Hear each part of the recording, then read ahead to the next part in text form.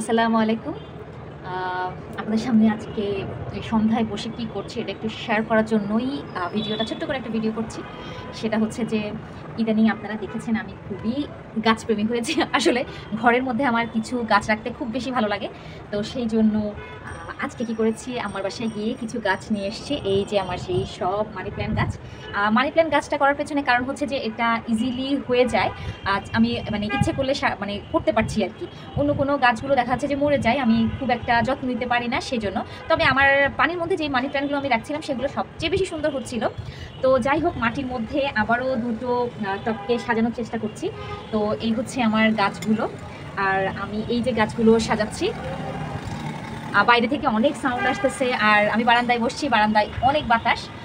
আমাদের যেহেতু এই পাশটা পুরো ওপেন, অনেক বাতাস আসে এবং খুব ভালো লাগে।